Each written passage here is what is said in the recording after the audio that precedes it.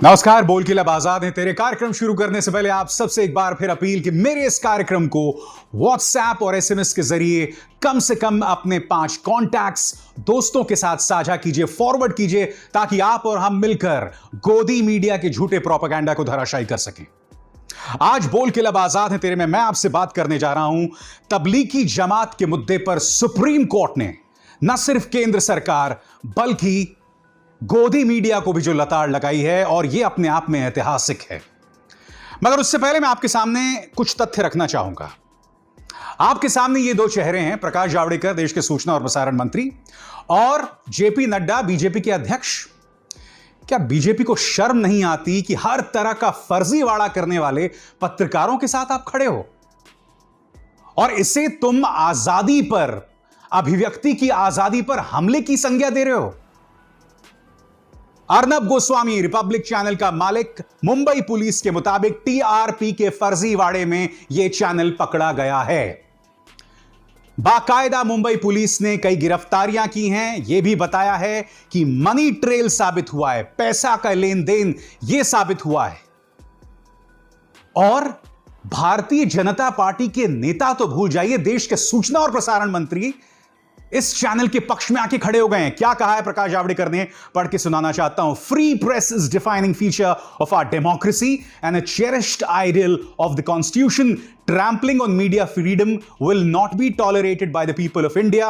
Targeting of the media by Congress and its allies is against all principles of democracy and is unacceptable. ये कहा है किसने?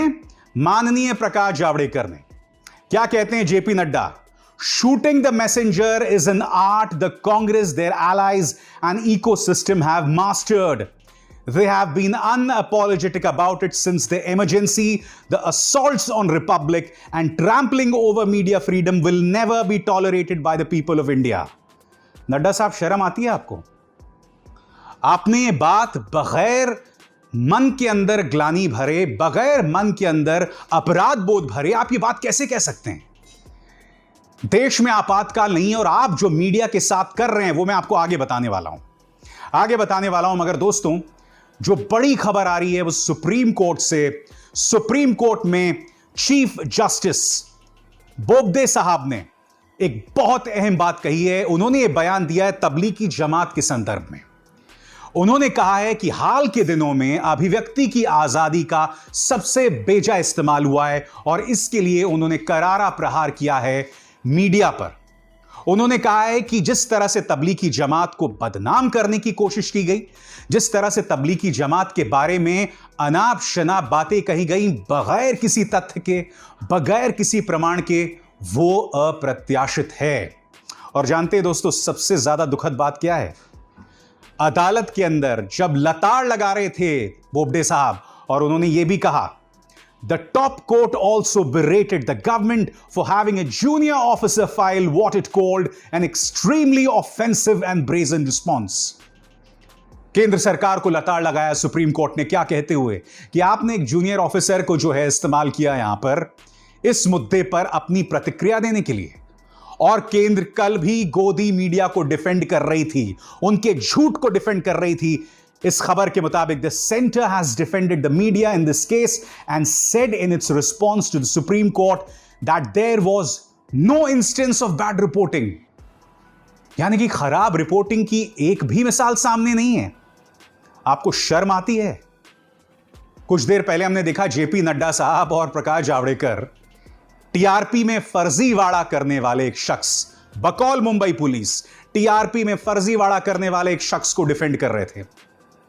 वो channel जिसने लगातार सुशांत सिंह राजपूत के मामले में झूठ परोसा, और मैं झूठ शब्द का इसलिए इस्तेमाल कर रहा हूं क्योंकि एम्स की रिपोर्ट आ गई है। एम्स कह रहा है कि सुशांत सिंह राजपूत की हत्या नहीं हुई, उसमें पॉइजनिंग नहीं हुई। सीबीआई ने सुशांत सिंह राजपूत के अकाउंट्स की जांच कर ली है। इस अकाउंट्स के अंदर किसी तरह का कोई फर्जीवाड़ा नहीं हुआ। यानी कि तुम रिया चक्रवर्ती को जिस तरह से गोल्ड डिगर बता रहे थे, उस पर हमला कर रहे थे, वो भी गलत साबित हो गया है। इसलिए मैं कह रहा हूं ये चैनल झूठ का प्रचार प्रसार कर रहा था, और इस चैनल के पक्ष में भारतीय जनता पार्टी और हमारे मंत्री खड़े हुए हैं। मगर मैं आता हूं आपको सुप्रीम कोर्ट में जो लताड़ लगाई है उस पर आपके सामने बात करनी, क्योंकि तबलीगी जमात के बहाने हमारी मीडिया ने जो जहर परोसा, जहर तो एक अलग बात है, झूठ परोसा, जिसका नतीजा यह हुआ कि समाज के अंदर मुसलमानों के बॉयकॉट करने की बात उठने लगी। मैं आपको बताने वाला हूं, जिस मीडिया को केंद्र सरकार सुप्रीम कोर्ट के अंदर सही बता रही है, डिफेंड कर रही है, उनका झूठ क्या है मैं आपको बताना चाहता हूं दोस्तों। सबसे पहले आपके सामने ऑल्ट न्यूज की एक खबर। दोस्तों, अमर उजाला ही नहीं, पत्रिका ने इस खबर के मुताबिक यह बताया था कि तबलीगी जमात के जो कार्यकर्ता हैं, उन्होंने नॉनवेज की मांग की सहारनपुर में, और जब उन्हें नॉनवेज नहीं मिला तो उन्होंने खाना फेंक दिया और वहां खुले में शौच की। यह खबर कई मीडिया चैनल्स ने चलाई, कई अखबारों ने चलाई। अब मैं आपको किसी और की बात नहीं दोस्तों, सहारनपुर पुलिस की बात बताने वाला हूं, और इस तरह की मीडिया की जो है सही ठहरा रही है केंद्र सरकार सुप्रीम कोर्ट के अंदर। यह देखिए, आपके सामने सहारनपुर पुलिस का यह बयान। अवगत कराना है कि विभिन्न समाचार पत्रों, न्यूज चैनल्स और सोशल मीडिया प्लेटफॉर्म्स पर प्रकाशित की जा रही खबर, क्वारंटीन किए गए जमातियों ने खाने में नॉनवेज न मिलने पर किया जमकर हंगामा, जमातियों ने खुले में ही कर डाली शौच की सत्यता की जांच और आवश्यक कार्रवाई करने हेतु थाना प्रभारी रामपुर मनिहारन को निर्देश दिए गए थे, जिनके द्वारा जांच की गई तो जांच में विभिन्न समाचार पत्रों, न्यूज चैनल्स और सोशल मीडिया प्लेटफॉर्म पर प्रकाशित की जा रही उक्त खबर पूर्ण रूप से गलत और असत्य पाई गई है। यह कौन कह रहा है? यह कोई और नहीं कह रहा है दोस्तों, सहारनपुर पुलिस कह रही है। सहारनपुर पुलिस मीडिया की पोल खोल रही है, उस मीडिया को जिसे सही ठहराने की कोशिश केंद्र सरकार सुप्रीम कोर्ट के अंदर कर रही है। यह इन्होंने कोई बयान नहीं दिया है, जिस तरह से बेशर्मी का बयान आया है प्रकाश जावड़ेकर और जेपी नड्डा का। यह झूठ इन्होंने सुप्रीम कोर्ट में कहा है। क्या इन्हें शर्म नहीं आती है? एक और झूठ, इंडिया टीवी ने 2017 का एक वीडियो पेश किया, जिसके अंदर उन्होंने यह दावा किया कि ये जो इस्लामिक प्रीचर हैं जो इस वक्त आपके स्क्रीन पर हैं, वो जमातियों से कह रहे थे कि तुम थूको। ये 2017 का वीडियो था, मुद्दा बिल्कुल अलग था, और 2017 का वीडियो था। और आप जानते हैं 2020 में तबलीगी जमात वाली घटना हुई है। इस वीडियो को तो, इस मीडिया को तुम डिफेंड कर रहे हो सुप्रीम कोर्ट के अंदर। आगे देखो, आपको याद है न्यूज 18 में एक कार्यक्रम चला था जिसमें यह कहा गया था, और यह कार्यक्रम इस वक्त आपके स्क्रीन पर है, कि तबलीगी जमात के लिंक्स पाकिस्तान के साथ हैं। मैंने उस वक्त भी कहा था कि अगर यह बात सही है तो बहुत बड़ी खबर है, दिल्ली पुलिस को इस पर बयान देना चाहिए। कोई बयान नहीं आया दोस्तों। इस न्यूज चैनल ने यह झूठ की खबर परोसी और गायब हो गया। यह दीजिए आपके सामने एक और अदालती फैसला। देखिए, मैं जो आपके सामने मुद्दे रख रहा हूं ना, ये अदालती फैसलों के आधार पर। खबर आपके सामने, Bombay high court quashes FIRs against foreigners who attended Tablighi Jamaat congregation. क्या कहा है इसमें? इनके खिलाफ FIR कर दी थी और बॉम्बे हाई कोर्ट ने इस FIR को खत्म कर दी। तो बॉम्बे हाई कोर्ट का फैसला है आपके सामने, सुप्रीम कोर्ट की लताड़ है आपके सामने।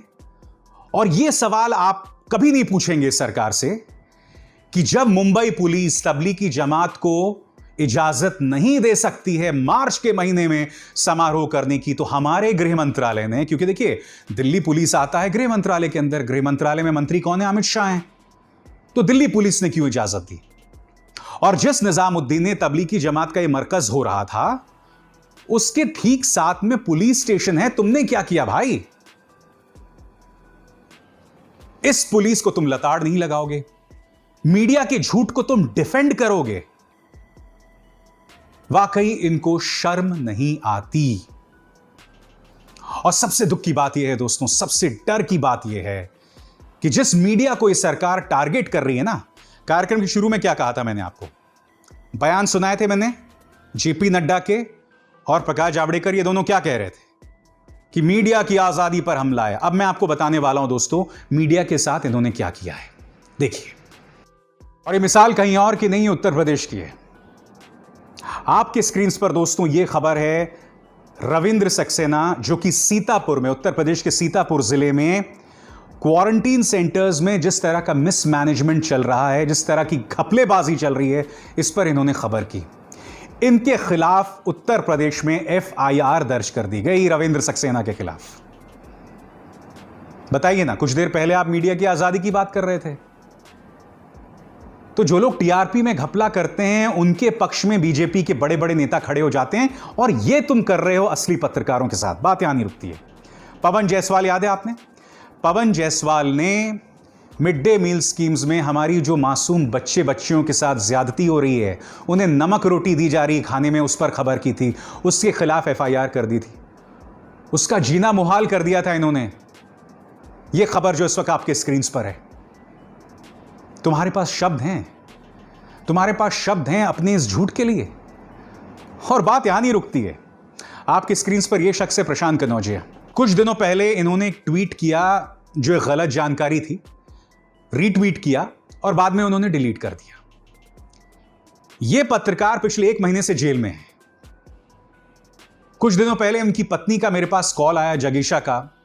जब उनकी पत्नी का कॉल आया तो मैं खुद कोरोना से ग्रसित था और खुद बात करने की स्थिति में नहीं था।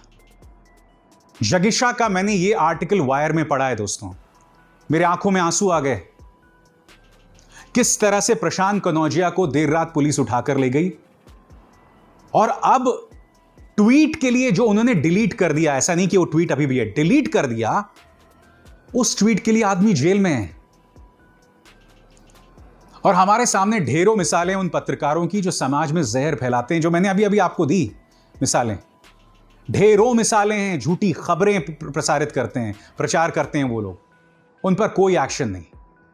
अरे मैं मानता हूं प्रशांत से गलती हो गई, मगर उसने उस गलती भूल सुधार भी तो किया ना उसने। प्रशांत कनौजिया की दिक्कत यह है कि वो व्यवस्था का विरोधी पत्रकार है, इस सरकार से सवाल करता है। हालांकि कभी कभी मुझे ऐसा लगता है कि वो कुछ लक्ष्मण रेखाओं को पार कर जाते हैं, मैं उनसे हर बात में इत्तेफाक नहीं रखता हूं, मगर लोकतंत्र की यह खूबसूरती है कि अगर आप किसी से इत्तेफाक नहीं रखते हैं मगर उसके बोलने की हक की आजादी के पक्ष में खड़े होकर दिखाई दें। हां, वो अगर किसी के साथ गाली गलौज कर रहा है, किसी के चरित्र हनन कर रहा है तो ठीक है, मगर जैसे मैंने कहा उसने अपना ट्वीट डिलीट कर दिया था। 1 महीने से वो बंदा जेल में है। और प्रशांत कनौजिया एक व्यक्ति नहीं है, उनकी एक पत्नी है, उनका एक परिवार है भाई। बात प्रशांत कनौजिया हो गई। ये तीसरी मिसाल मैं आपको बता रहा हूं, आप देखिए। FIR against journalist on the way to Hathras under anti terror law. Kerala के पत्रकार हैं सिद्दीक कप्पन, वो हाथरस जा रहे थे सोमवार को, और कथित गैंगरेप जो हुआ वहां 20 साल की लड़की का, उसे कवर करने उनके खिलाफ देशद्रोह का मुकदमा दर्ज कर दिया गया। देशद्रोह का मामला उत्तर प्रदेश पुलिस ने दर्ज कर दिया गया। अनलॉफुल एक्टिविटी प्रिवेंशन एक्ट कर दिया गया, क्योंकि सिद्दीक कप्पन तो थे ही, उनके साथ अतीकुर रहमान, मसूद अहमद और आलम, उन्हें मथुरा टोल गेट पर रोका गया और उसके बाद उन्हें गिरफ्तार कर लिया गया। बताया जा रहा है कि इनका पीएफआई के साथ लिंक है। तो भैया पीएफआई पर पाबंदी क्यों नहीं लगाते हो? किसने रोका है तुमको? और इस तरह से मीडिया को निशाना बनाना, इसलिए जब प्रकाश जावड़ेकर और जेपी नड्डा कहते हैं कि अभिव्यक्ति की आजादी के साथ दिक्कत हो रही है, तो मुझे हंसी आती है आपके बयान पर। Unlawful activity prevention act UAPA के अंतर्गत इस शख्स उमर खालिद को बंद कर दिया गया, यह कहते हुए कि उनके बयान से दिल्ली में दंगे हो गए। हालांकि जो बयान मैंने उसमें सुना था, उसमें वो सामाजिक सौहार्द की भी अपील कर रहे थे, बिल्कुल उस तरह से जिस तरह से डॉक्टर कफील खान के साथ हुआ था। कई महीनों तक वो शख्स जेल में बंद रहा, और बाद में अदालत ने यह कह के रिहा किया कि जो बात डॉक्टर कफील खान कह रहे थे उससे तो समाज में सौहार्द बढ़ता है, और उन पर रासुका लगा दिया गया था, नेशनल सिक्योरिटी एक्ट लगा दिया गया था। उनकी बात से देश में एकता बढ़ती है, यह बात मेरे शब्द नहीं है, अदालत के शब्द हैं। आज डॉक्टर कफील इस तरह से डर गए हैं कि वो उत्तर प्रदेश में नहीं रहते हैं, राजस्थान में रहते हैं। उमर खालिद की बात करते हैं। जो उसने कहा सो कहा वो एक अलग बात है। मुझे एक बात बताइए, यह आदमी इस तस्वीर में देख रहे हैं आप, डोनाल्ड ट्रंप भारत में थे और इसने कहा था कि अभी तो डोनाल्ड ट्रंप है तो हम कुछ नहीं कर रहे हैं, मगर कल आप भी हमें नहीं रोक पाओगे। यह खुलेआम इस आदमी ने कहा था कि नहीं? और उसके बाद ही दिल्ली में दंगे शुरू हो जाते हैं। और उससे पहले इंडियन एक्सप्रेस की एक रिपोर्ट आती है कि जैसे ही इस आदमी ने, इस बेहोश मिश्रे ने वो वाहियात बयान दिया था, उसके ठीक बाद व्हाट्सएप ग्रुप्स बन गए और उन व्हाट्सएप ग्रुप्स के जरिए झूठी खबरों का आदान प्रदान हुआ और उन्होंने दंगों में एक बहुत बड़ा किरदार निभाया। यह वो खबर थी जो इस वक्त आप अपने स्क्रीन पर देख रहे हैं। इस पर कोई कार्रवाई हुई? सांसद प्रवेश साहिब सिंह पर कार्रवाई हुई, जिन्होंने यह कहा था कि शाहीन बाग के लोग आपके घरों में घुसकर आपकी बेटियों के साथ बलात्कार करेंगे।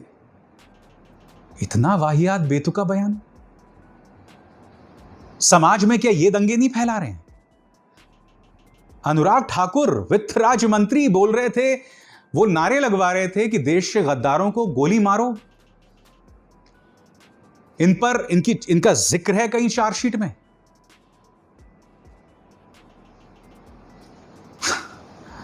वाकई बहुत ही भयावह स्थिति है। ये सरकार दंगे को भड़काने वाले लोगों के साथ है, झूठ का प्रचार प्रसार करने वाले पत्रकारों के साथ है।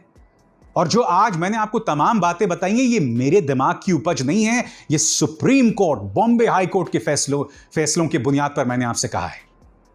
तथ्यों के आधार पर जो झूठ का प्रचार प्रसार कर रहे थे वो मैंने आपके सामने पेश किए हैं। क्या शर्म आती है बीजेपी को? क्या शर्म आती है सरकार को? और आपसे क्या कहना, आप लोग तो हैं ब्रेन वॉश्ड। मगर बोल के लब आजाद है तेरे में हमारा फलसफा है कि हम अपने बोल स्पष्ट रखते हैं, आपके हक में रखते हैं, क्योंकि हम आपके हक की लड़ाई लड़ते हैं।